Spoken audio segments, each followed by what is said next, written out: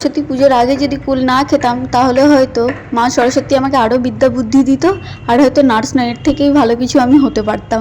আরে না না, একটু ইয়ার্কি করছিলাম জাস্ট। যাই হোক, চলো তো শুরু করি আজকের ব্লগটা। এই যে সকালে এসে সেই গজ কাটাকাটি শুরু হয়ে গেছে, আমার ড্রাম বসানো। তারপর চলে এসেছি ওটিতে। এই যে সমস্ত কিছু রেডি করে নিচ্ছি, কী নেব কি না নেব। তার জন্য ড্রামটা বসিয়ে এসেছি, সেটাও মাথায় হেডেক আছে যে সিটি মারলেই আমাকে ছুটতে হবে, তাই তাড়াতাড়ি কাজগুলো আমাকে ফিনিশও করতে হবে। ওটি আছে, তাড়াতাড়ি রেডি করতে হবে, নিজেকে সমস্ত কিছু হ্যান্ডেল করতে হবে। তো চলো শুরু করে দিই কাজ আমার সারাদিনের। তো এই যে এক এক করে খুলে সমস্ত কিছু বের করে নিচ্ছিলাম। আরে বাবা, কাজের থেকে অকাজ হয়ে যাচ্ছে বেশি, একটা নিতে যাচ্ছে আরেকটা পড়ে যাচ্ছে। এই যে পড়ে যাচ্ছিলো, দেখতেই পাচ্ছ ফিসচুলা আছে, তাই তো লক্স জেল ভালো করে বের করে নিই। অ্যাকচুয়ালি পেছনে দেওয়া হবে তো, মানে মানুষ যেমন কাঠি করে ঠিক ওই রকমই বিষয়, যাকে বলা হয় ফিসচুলা।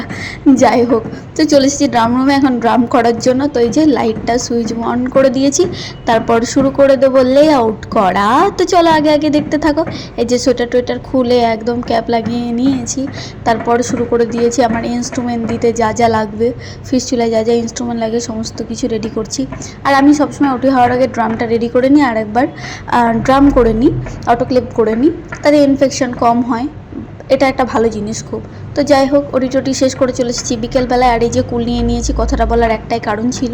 আর কুলটা এখন আমি খেয়ে নিচ্ছি, মাসিদা দিয়েছিল। আর দেখতেই পাচ্ছ আমার হালাত কতটা খারাপ। তো এই যে বিকেলবেলা, এই যে পাখিরা উড়ে উড়ে যাচ্ছে পুরো, এটাই ক্যাপচার করার জন্য আমি এতদিন ধরে বসেছিলাম। এর আগেও আমি ভিডিও করতাম বাট পাইনি, কিন্তু আজকে ফাইনালি পেয়ে গেছি। তো আজকের ব্লগটা এখানেই শেষ করছি, দেখা হচ্ছে নেক্সট ব্লগে তোমাদের সঙ্গে।